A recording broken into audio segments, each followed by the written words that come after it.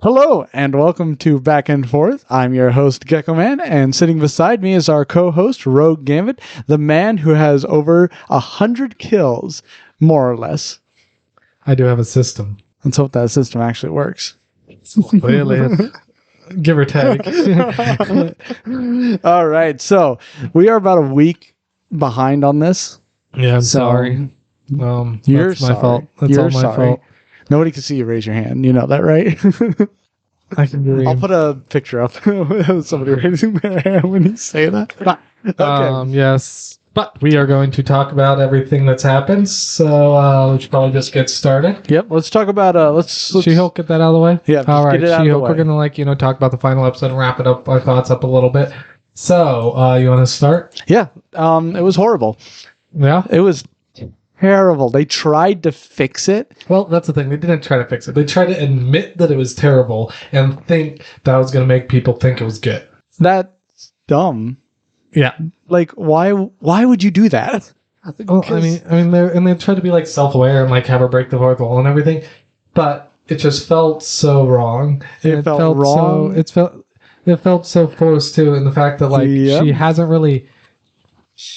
She had like, yes, she's broken the fourth wall, but she hasn't like showed that she's like aware of, like she's aware that she's, that there's an audience, but she's not necessarily aware that she's in a Marvel TV show, right? Yeah, And then yeah. suddenly she is, and she could just like, it was just bad. It looked bad. Yeah. Mhm. My favorite part though, Kevin, was great. Though, like he didn't act like it was like it was like the best part, but it wasn't good. If Yeah, if you know what I'm yeah, saying. I know Like, what you're talking he didn't about. portray Kevin Feige well. He didn't portray like a bot that's like creating it, and like the whole joke about Kevin Feige being a robot, wasn't funny. Yeah. And just even then, just her throughout the entire episode being like, "Do you feel like something's wrong?" Just was terrible. And then the ending, just like they tried to fix it right, but then they just like jumped over a bunch of stuff, and then it was like, then didn't feel like they wrapped anything Yeah, up. exactly. And it was like her trying to fix wrapping stuff up, but she actually doesn't really wrap it in. She just like gets the ending she wants. Yeah. And it's like, okay. And even that, so before she goes sees Kevin, all this stuff, weird and crazy stuff is happening. Then she goes see Kevin. Then afterwards, we just jump into the fact of everybody being arrested and stuff, which is weird. Right. And she tried to, and once again, she tries to play on the fact that like this is how Marvel movies go. Yep. But then like they admit that there are good Marvel things out there, right? Mhm. That are different. Yep. So you literally just told everyone that you're not good. Why should we think you're good? You literally just told us that what you've been doing hasn't been good. You haven't been telling a story. Nothing's congruent. Yet that's supposed to somehow make it better. It doesn't. I don't know what they thought was going to happen. It just didn't happen. Yep. It really did not happen. Okay. I think we've... I'll just hit on the one like good things from it. So we get Daredevil. Yay. I feel like that was they just forced as well. Oh well, I'm not saying him in that final episode was good. Yeah. I'm just saying we got his character. We got Charlie Cox back. That's good. Okay. I hope that his show's better now. And we got Mia Blonsky back, which is nice. Mm-hmm. I thought the actor did a good job.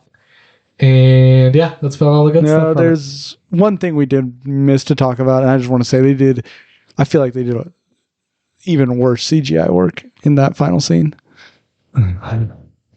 Yeah. Scar. Oh, yeah. Oh, and we get Scar, which is nice. I mean, I'm excited to see Scar, but at the same time, like... And that's another thing. You can't be like, the ending's, bad and jumbled and not... And then just, like, bring in a character like that. Yeah. It's like, what? That's what we just said we weren't going to do? Anyways, yeah. But I am interested to see what they do with Scar, so... Yeah. Thankfully, it wasn't enough to, like, ruin him, but still, it was enough to make me a little concerned. Yes, I definitely don't like this being the way they introduce him, but that's okay. All right, moving on to the She-Hulk as a whole. Let's, any final thoughts, and what's your rating? Final thoughts, it was terrible. They could have done so much better with it on so many fronts. On the CGI, on the story, on the villain, on on just everything. Even the comedy to it. Yeah. Everything they could have done so much better. And yes, there were some very small aspects of it that I was fine with, like Emil Blonsky. Like most of the time, he was great. Loved the man. But other than that, it just nothing else really worked. Like, yeah, come on, you can make something better than this. Mm-hmm. My rating. Do I have to give it a rating? Can I just say 0 out of 10? That's a rating right there. All right. I'm giving it a 0. All right. So here's my final thoughts. Go over what I usually go over. Cinematography and CGI just terrible, awful. Like this, like I said, this fight scenes were just. There was some elements that were okay, but for the most part, just done terribly. There's no intriguing camera work. The soundtrack, unmemorable. Acting, you had a couple of good actors, but for the most part, mediocre at best. Story, horrible, incongruent. Didn't actually really tell us anything. Didn't build characters. And finally, characters just didn't get built. Didn't learn anything about them. Just meandered along. Didn't barely any character change. No development for sure. So I will give it a solid 0 out of 10. Nice. By far the worst thing Marvel's ever made. Watch it. It makes Miss Marvel look like a masterpiece. Yeah. That's how bad it is. All right, let's move on to Andor and maybe save the best for last. Sure thing. Let's go on to Andor. So we'll be talking about episode 5 and 6. I think that is correct. So let's talk about episode 5 here. I keep saying episode 5, but I could be wrong. Is it 6 and 7? I think it's 6 and 7. Yeah. We watched the first 3. Yeah, it's 6 and 7. It's 6 and 7. 2. Yep, you're right. 6 and 7. Not 5 and 6. It's 6 and 7. Yep. All right. So episode 6, what did you think? It was a good episode. So like we said after watching episode 5, big things are going to happen. Yeah. A lot of stuff happened and it was pretty packed finally. We get a lot of action. I really liked the pacing of the plan until we got to the point where they're all back together, and then they had the guy, head honcho guy, at gunpoint, and he was supposed to do the stuff. Oh, yes. Then it was just this section of time when we all knew what was going to happen, and we knew the situation everybody was in, but they kept having to tell us. Yeah. I don't understand why they frustrating. And it just, I was on the fence about Val, the leader. Yeah, her character.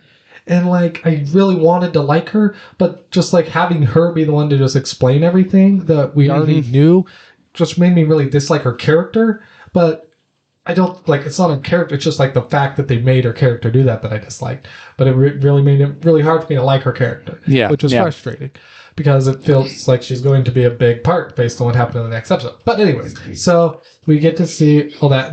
But I did like the pacing of them getting there. I really liked the first half hour of the episode. It was very well done. Oh yeah. How long are they? It might be less than that I like. I don't know how long. How long are they? 40 minutes? 40 minutes. Okay, so maybe the first 20 minutes of the episode. And I really liked the inside man, that they have. Oh, the Imperial? Yeah. The corporal, whatever. Yeah. I really liked his character as well, and I really liked how they showed him. Like I've said before, the angles and stuff that they've used to show him just really puts his situation in perspective, and they kept that up. And then I really liked the scene when he's found out by the general dude, and he's anyways. Yeah, that was those great. are my thoughts on that episode as in general. What do you have anything to say? So yeah, I definitely felt like there was definitely a bit of a little too much explaining. For sure. They could have just filled it in with either some other stuff or could have just left that scene out altogether. But there was something I was actually quite surprised with. I was expecting a few characters to, hit the dust. Yeah. But I wasn't expecting that many to go. Like, that was impressive. Yeah, I was happy that they were willing to take that step and kill off characters. I think that, and that like it wasn't obvious who they were going to kill off for the whole time. So that was nice. I enjoyed how that like it just kind of happened, but it also made one scene really stand out to me as kind of poor filming, and that's the scene when they shoot the one guy, right? They're willing to kill off people. The guy that's like, let go of the child, and they're all just like standing there staring at him. Oh yeah, that was a with how quickly, especially Andor's character acts and makes decisions. Like, I don't understand why. Like, he draws his gun, says something, someone shoots him. Like, that would have made such more cleaner scene when it had so much explaining, when it had so much, and it didn't have like tension in that scene. They didn't do a good job building tension. Like, they outnumbered him. Because like, if I was on his side, if we were watching it from his perspective, there'd be tons of tension because he's literally him against five, 6 people, whatever. Like, but on our side, it's just like shoot him. And it was like I thought it was a good scene in the fact that like I was like, all right, are they going to take this step? Because Disney in the past refuses to let heroes kill people. This guy needed to die for the heroes to get what they needed to do, and so I was happy that they did. The way that they did it, this random person coming in, I don't remember her name, but like, we had our characters there that were established. Like, have one of them shoot him. Wait, you didn't know who that person was? No, I know who I understand who she is. And I've seen her. What I'm saying is, like, so in the scene, we have our scene established. Okay. Have one of them pull the trigger. Yeah. But then you have somebody else, and it's like a state break, right? This person that comes in and totally changes the whole feel of the scene, and then they shoot him. Just kind of ridiculous. But aside from that, I really liked the pacing and timing and everything. And it just felt slow, too. Like, it took so long and how fast they had been moving up until that point. It was like, okay, why do we have this random slow scene? All right. Let's go. I'm going to just get the 2 episodes confused if we keep talking about it. So let's go into episode 6, give our thoughts, then talk about both of it as a whole. Yeah, let's do that. So episode 6, I think it was my favorite episode. It's a great episode. I love probably every scene we get with those Imperial. Watching the whatever they're called, I can't remember, but the healthcare providers. We'll call them healthcare providers until we can actually get their name down.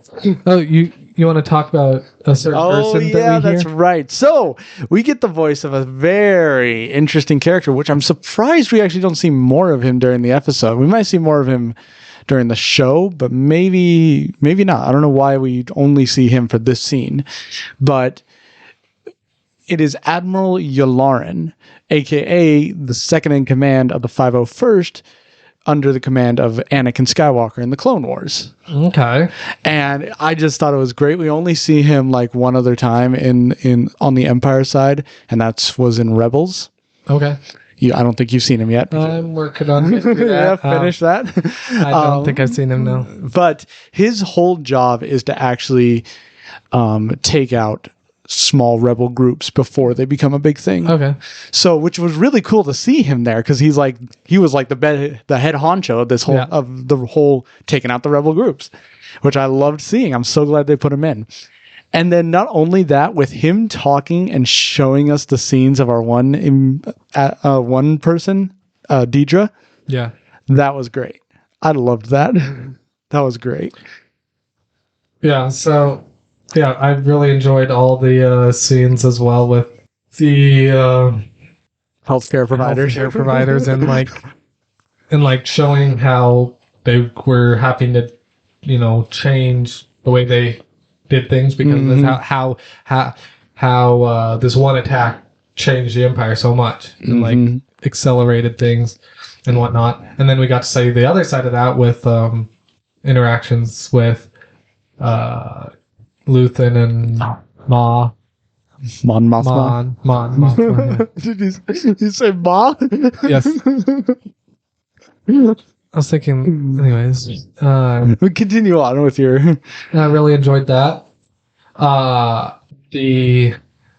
Deidre's character gets to face off with everyone's favorite character. Oh yeah, that was great. That was really fun. And that whole scene, like, I like how fast paced that was. Right, we got the first scene with them and like them going into hyper speed. Everybody has access to everything, and then we see her talking to one guy. She takes advantage of that, and then we get all the way to now that that whole story happened in that one episode, and that was just really well done. That was so good. And then what we see with Andor and his story, like everything, it's like he's gonna have to make the really hard decisions here, and we're like seeing that. We don't get to see him make some of those decisions, but we see that he's going to have to. And then and I guess his story goes pretty quickly too, right? Yeah. Then he makes a decision to take these credits and run, and then we see where that leads him. Yeah, it's great. That was really fun. What about your favorite character? I know, I'm trying to think of his name. Why can't I know? Cyril. Cereal. Get it? That's a good one. Cyril. I enjoyed his story, but I wasn't sure exactly what was going on. Yeah, I don't know. I don't know if they're just he lost his job and he found this other job. Yeah, I don't he's not happy with it, but I'm not sure why they're showing us all that. Yeah, I don't know if it's just to set up that he's still falling down the path of giving up. Right. What I think is going to happen in possibly the next episode is he's just going to quit this job and go hunt. I keep saying he's going to go hunt Andor. Right. I think that's probably where they're leading to as well. I mean, I'm surprised they haven't done it yet. Like I said, he's going to choose some road that brings Deidre into his life. Unless he is working at some imperial processing area, that processing office or something that will lead him to Deidre. Maybe that's what it is. I don't know. I feel like that now that I'm thinking about it, the whole situation of their desks and all that do have this imperial feel. I don't know. I feel like so maybe it is an imperial office, but at the same time, maybe it isn't. I don't know. It's weird. Yeah. I guess there's one other storyline we didn't really talk about, and that was Skeed.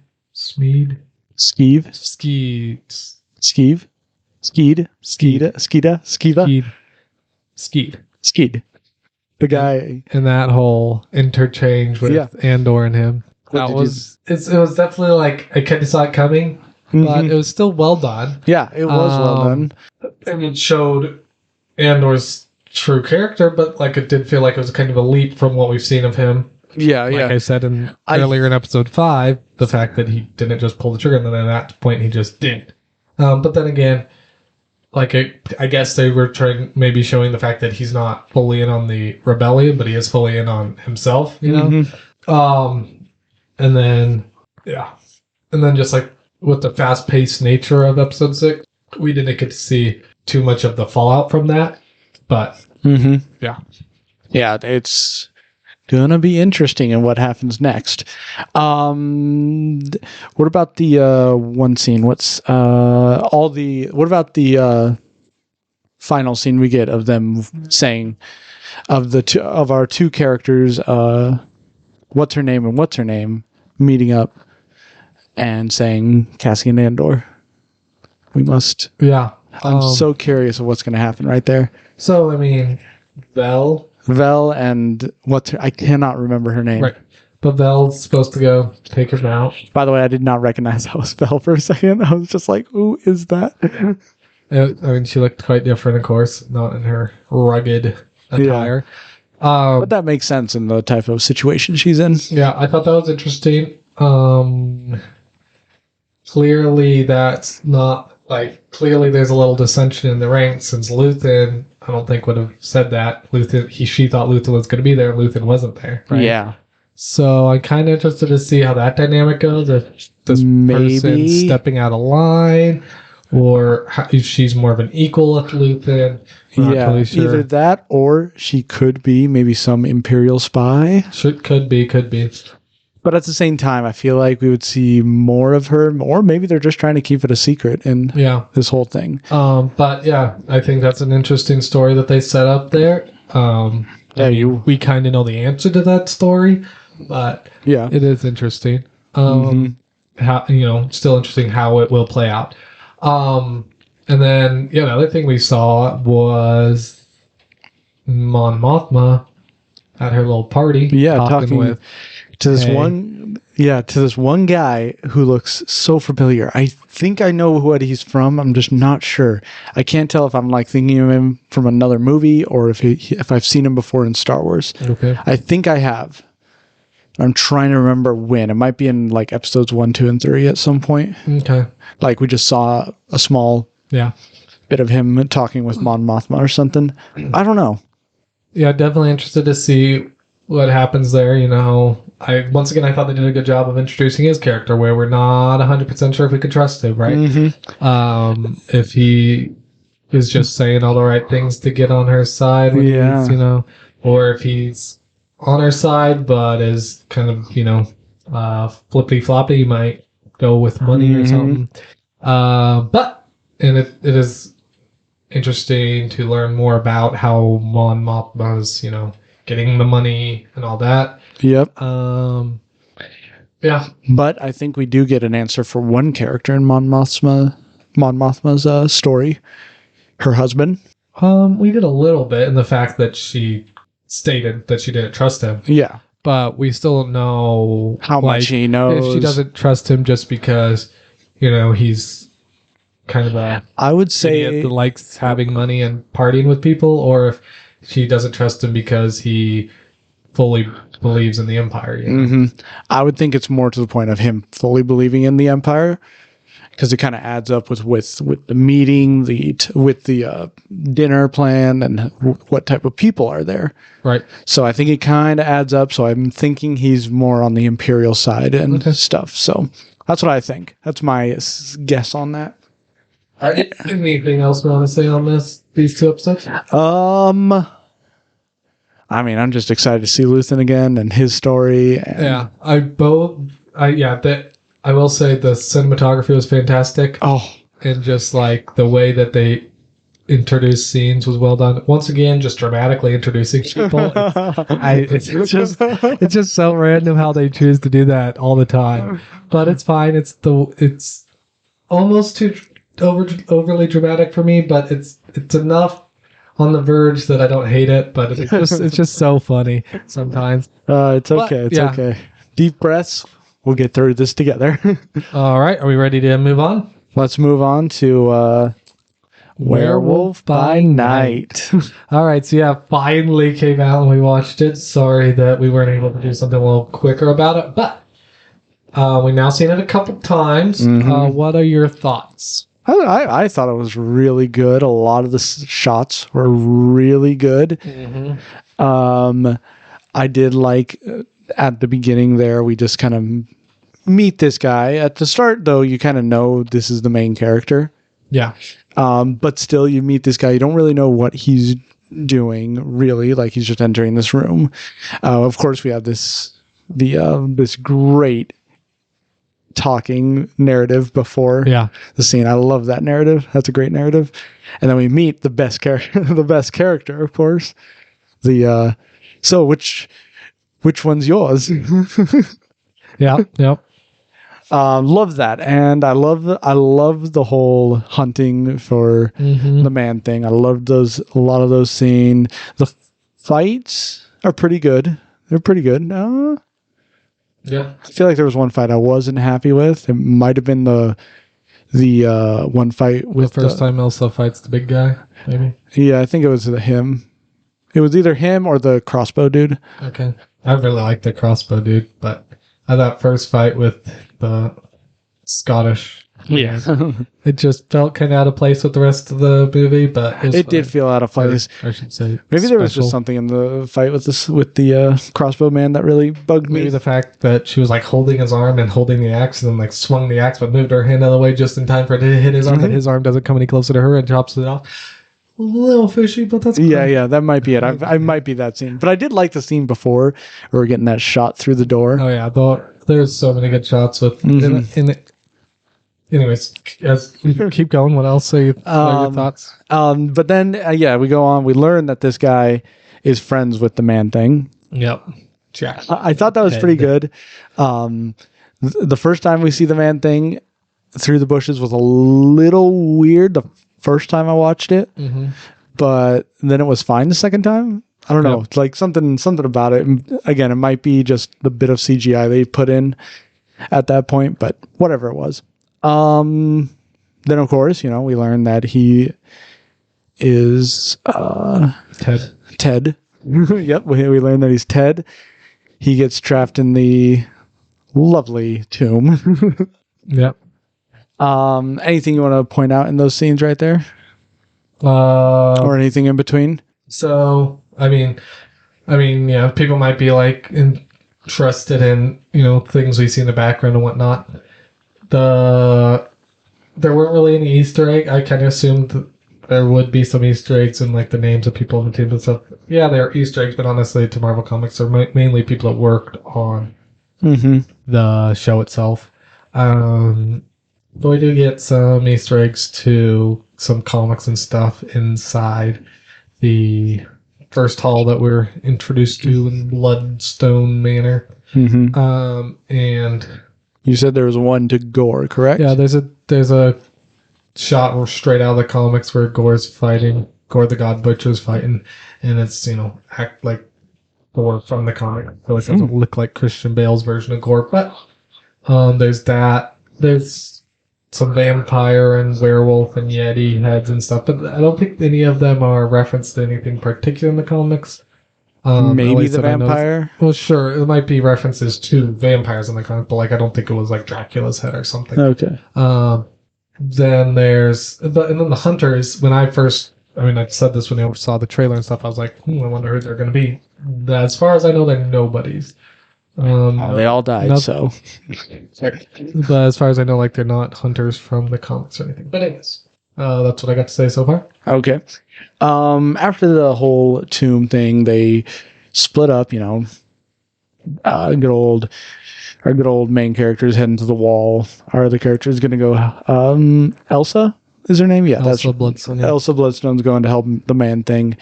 Loved the shot that we get of our good old Scottish man, the axe, and then he was walking towards basically this hedge, just with the axe down. Well, down with the hammer up, yeah. Yeah. But it was the axe to the ground. Well, it was at the ready though. It's not like he was like dragging along, It's like it was. Okay, yes, sure, whatever you want to say. It's at the ground. That was a great shot. That was a beautiful shot. Loved it. Wasn't my favorite shot, but it was a good shot. Okay. Then of course they released the man thing, and then the Bloodstone. Anything in particular about the Bloodstone? I don't know anything about it, other than the fact that apparently can show the true form of monsters, I guess. So yeah, they referenced it a little bit earlier when Elsa first comes and the mother character is like, sorry, I can't remember her name. I think, but anyways, her character's like, why do you want it? Do you want it for its strength, for its power, or for its longevity? So basically, the Bloodstone, whoever wields it imbues them with longer life, strengthens them, makes their physical attributes more, like a super soldier serum mask, makes them stronger, faster, more agile, smarter, all that. Kind of explains the whole specific wisdom about monsters, and then it's very potent, effective on monsters. So that's why it can show you their true form. It can just injure them, can weaken them when it touches them, stuff like that. Yes. That probably explains why we haven't really heard of it. Like, they didn't mention any other previous owners of the Bloodstone. Right. So Ulysses had the Bloodstone and been alive for hundreds of years because it viewed him with a longer life. And there's different rituals in the monster realm of Marvel Comics that you can do to make your life. I'm kind of like the ancient one, right? On different things, and you can do. So it's very similar where you're able to use it in like, I don't know exactly. I don't know the Bloodstone comics all that well or anything, but I do know that like there's different, you kill higher level monsters basically, and didn't know this turned into a video game. Whenever there's monsters, it's a video game. Anyway, it can like basically the stronger monsters you kill, like the more powerful the Bloodstone becomes for the wielder and stuff like that. So, because Ulysses was so impressive of a hunter, hence why he's been able to live so long. Okay, interesting. And if he's able to capture the man thing, he's pretty dang good. Yeah. Who says it was him? Yeah, it might have been that butler guy. He seems pretty epic. All right. Moving on from that, of course, we learn that our good old faithful main character, I can't remember his name. Jack. I was going to make a joke, but then I realized I'm not going to. Jack touches the Bloodstone. It propels him away. And we learn that he is some kind of monster or something. Something's going on with him. Yep. Then we get the next shot of them in the cage. Yeah. Calling it a cage, I don't really know. Cell, cage, whatever. It's a cage. Okay. And we kind of learn a little bit more about our good old Jack. And he has a system. Yep. Do you know anything about these systems other than the fact that he explains it pretty... Well, he explains 2 systems. Does he have any more that we don't know about? I mean, do you know any? I know you're not really good with werewolves, but come on. He knows he's a werewolf, so when there's a full moon, he locks himself up so he can't go out and kill people because he knows he doesn't have control. He does things like, smelling and people and such to hopefully remember them, and, has his monster friends and whatnot. So, the more we'll learn about his character, the more we'll learn his system. But yeah, that's what we know so far. Okay. Now, he did say something at the very beginning when he first met the Scottish man. Yep. He can smell the blood on him. He said, I can almost smell the blood on him. Yes. So, do you think he maybe has some sort of Well, I think that's a reference to the fact that he is a werewolf. I don't know if he was meaning it completely literally, where he, as himself, as Jack, as human form, has the ability has heightened senses. As far as I know, he doesn't, but that could be a reference to that. Okay. Interesting. Afterwards, that's the point we learn that the Bloodstone can can reveal monsters, as they say. And then we get this beautiful shot with him turning into the werewolf. That was a great shot. Mm-hmm. What are your thoughts on it? I'll talk about it later. Okay. I'll talk about all the effects and stuff later. Okay.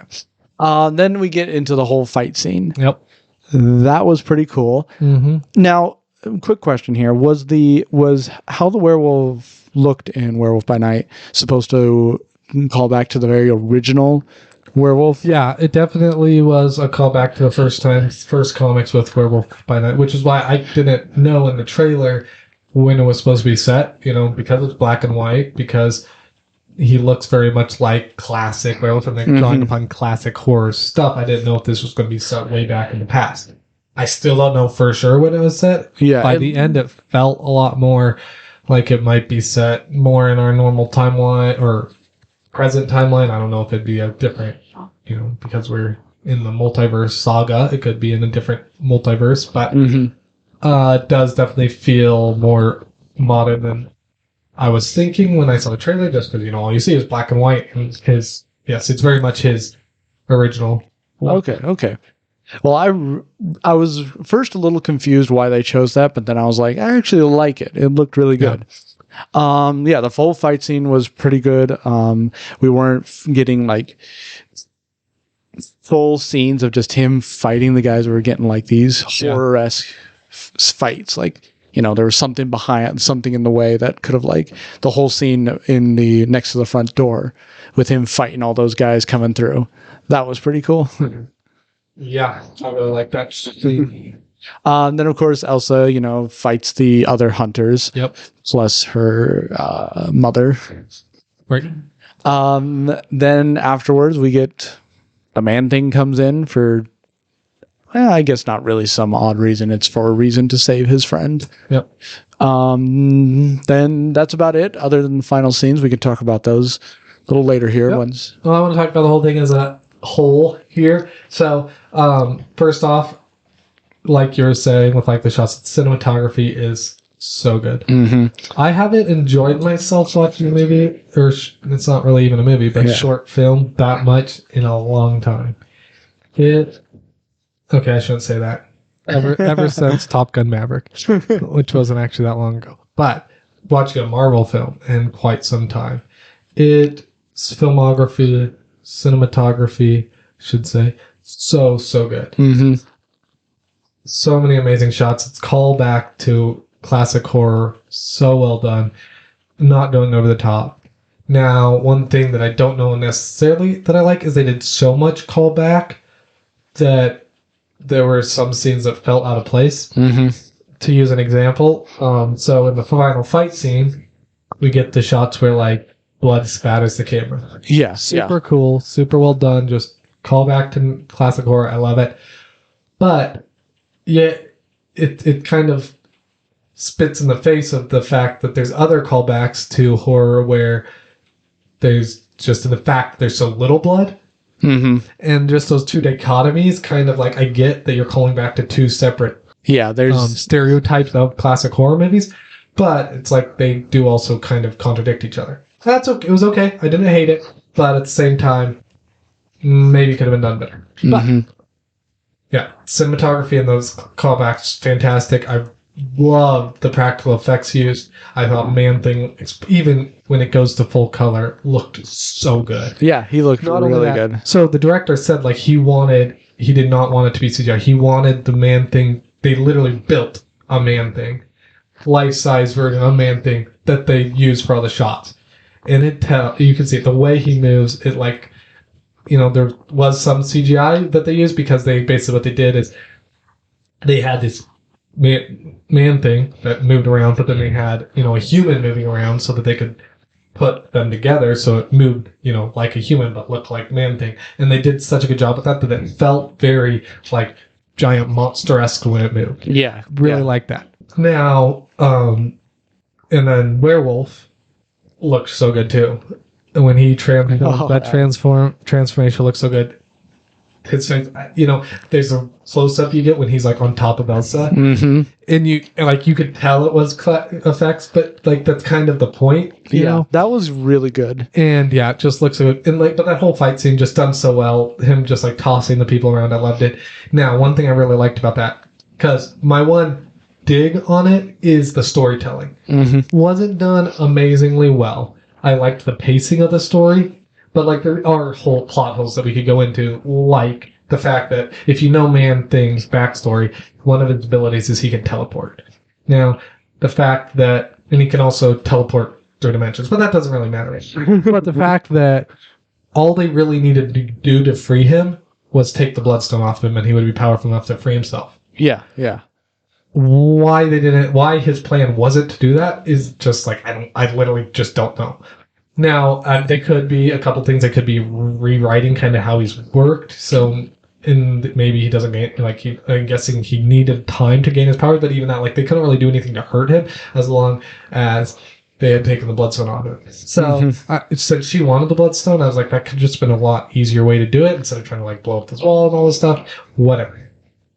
It did make for a funny scene with him, but I don't know if I liked how it, like, slowed down to have that, like, funny scene. I get that, once again, it's kind of calling back to the classic horror movies, but that's good. Now, so that's my one dig. But I love that final fight scene because not only is it beautiful, but it tells a story. Because he's fighting all these people, but he's never fighting the hunters. Why? Yeah. Because Elsa, who actually gained the Bloodstone, she has to win the combat with them. That's why Jack can't kill any of the other hunters. It always has to be the man thing, the monster they're hunting, or her. And so I really like that they were showing this where he's taking everybody else out, but she's the one fighting the hunters and has to kill each of them in the way. And that choreography in those fight scenes was so well done between her and the hunters. And then it just like cutting to the other like brutality of his fight, and then just cutting back to like this like very like smooth fight with that person. Anyways, I really like that. But my other kind of like negative towards the storytelling is we don't learn much about Elsa. I get that it's Werewolf by Night, and that's what we're learning about, but they do very much set up her character, but they set it up in a way that we're still going to, next time we see her, we're going to have to learn a lot of her backstory. Yeah. And that's kind of annoying to me, mainly because I haven't liked the way they've done backstories, and so maybe I shouldn't worry about that. I'm like, that's, later's problem. That's not this show's problem. But I do wish they would have gone into her, like, just her character and who she is a little bit more. But yeah, I love a ton of the shots, love the cinematography, the sound design, amazing. The director, he is a sound guy. He does soundtracks. He does sound design, and so I was very much looking forward to it, and it didn't disappoint. The sound of it, the acting, all really well. I'm very excited to see both the actor for Werewolf by Night and the actor for Elsa Bloodstone, because I think they both did a fantastic job. I feel like I'm forgetting something, but going on to the end of the movie. Do you want to talk about that for a little bit? Yeah, let's talk about the end of the movie. Oh, that's what I'm forgetting. One of the effects I absolutely loved. Every time you see the Bloodstone, the fact that that's what it was. Red just like it's almost a lens flare. At times it is a lens flare, but just the fact that it like reflects on it, it's so cool. So cool, as well as the color. The only thing, the only thing that shows color. I mean, we've seen it done so well when there's just like one thing that shows color in so many classic movies. Of course, Schindler's List comes to mind, and it's always red, right? But like, it just looks so cool, and yeah, the like little lens flares and stuff. I love the scene when she puts it in her pocket because, like, I don't know, it shows like how she is the owner of it, in a way, and the fact that like it is so powerful and it's like glowing, but then she just like slides it in her pocket and it's not, Yeah, and it very much like show that she is there. Anyway, I really like that scene. That was great. Yeah, and then of course she sits down and is holding the bloodstone, and it all turns the color. Yes, and the way the color just kind of like bleeds through the whole scene. And we get to see that she's wearing red. If anybody knows the comics, of course she's wearing red. But okay, calm down. And then we get to see him and Jack and Ted talking. Yeah. Now there's one other thing I want to talk about that I forgot. So Man Thing. Do you know how his powers work? Not really. No. All right, so I've mentioned this in a little bit in previous things I'm talking about hype for it, and I was excited because he is a blend of technology and magic, right? Or science and magic. Well, that's not the only thing. The other thing, they showed in display, is he is attracted and kills based on your fear of him. So he's powerless if you don't fear him. He can't just kill you. Yes, he can in the fact that he's very powerful, but his little like turning you to ash thing, that only works if you fear him. That's why Jack kept telling him he act like he's an old friend, right? That makes so much sense. He's attracted to fear, and he kills you based on fear, and that's why he could just easily defeat those one people because they feared him. But then when she's treated, and it was a little, it's a little cheesy the way they played it off, and the fact that he's like this like teddy bear, that's not exactly who he is. He's very like wise and stuff in the comics, but he's not like this like nice guy. But it was okay. It's very modern the way that they played it off, but it was fine. But I really liked how they showed that. So okay. Yeah, and then the final scene with them at the campfire talking and all that. Color was great. I mean, that's all I'll say. And yeah, Man Thing looks so good. Yeah, he actually did really look good. Yeah, a couple things. More practical effects, Marvel. A couple more things I do want to talk about here. Number one, the horn, whatever the instrument is called at the beginning of the hunt. Tuba. Tuba? I think it's a tuba. Tuba. With the fire on top and all that. Yeah. I never knew it continued to horn and blow away after Jack went in. Yeah, I mean, it announces each person's entering. I didn't know that. I did not realize that. I was really tired the first time I watched it. Yeah, I really like that. Like I said, I like the sound design and just like the fact that we're watching a different character, but we still know that someone else is coming. Of course, sadly don't get to see one of the people enter, but that's okay. We hear it. Wait, what? You don't see Scotsman enter? No, we see the Scotsman. So Jack, and then the black guy, and then Scotsman, and then Elsa. No, we see the other person. Person that wears white, and then Elsa. Yeah. We never see the person that gets the crossbow enter. That was the black guy. Oh, no you're right. Never mind. I'm sorry. Like the I'm Asian sorry. guy. Yeah, you're right. Never mind. My bad. Then one more thing I do want to talk about. In the cage, Jack is talking about all his systems and all that. Then he goes over to try and remember everything he can about Elsa. And she's like, has this ever worked before? And he's like, once. Yeah. You want to tell us what that means? It's just a callback to a comic where I haven't read the comic, but what I've done my research and found out is I don't know if I'm trying to remember her name, but there's this one lady who's a friend of his.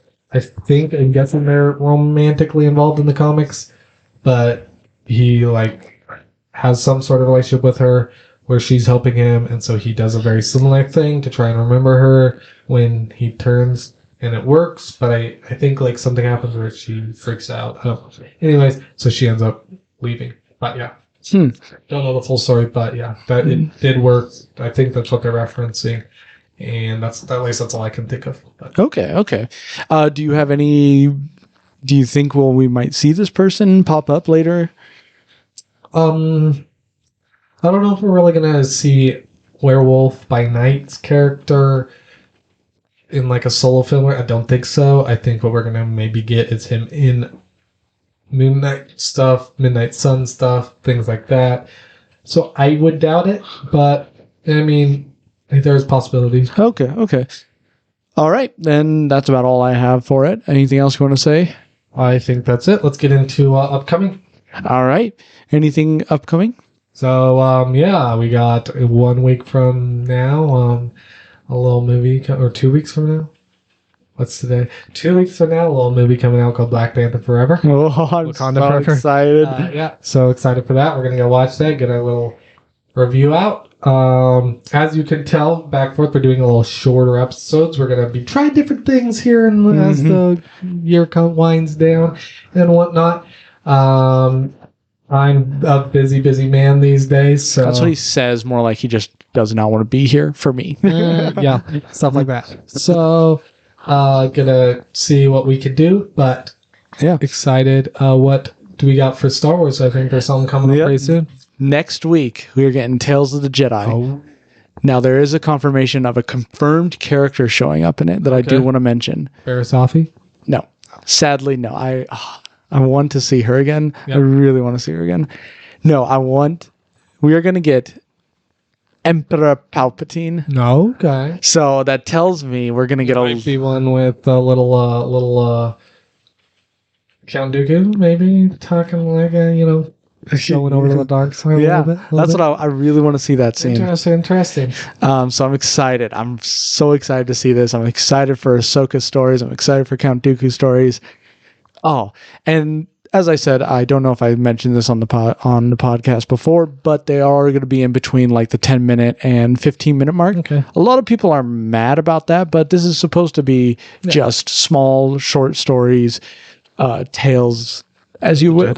Yeah. Alrighty. Well, we'll be talking about that next week. So we will see you all then. Yep. Don't put yourselves inside a box.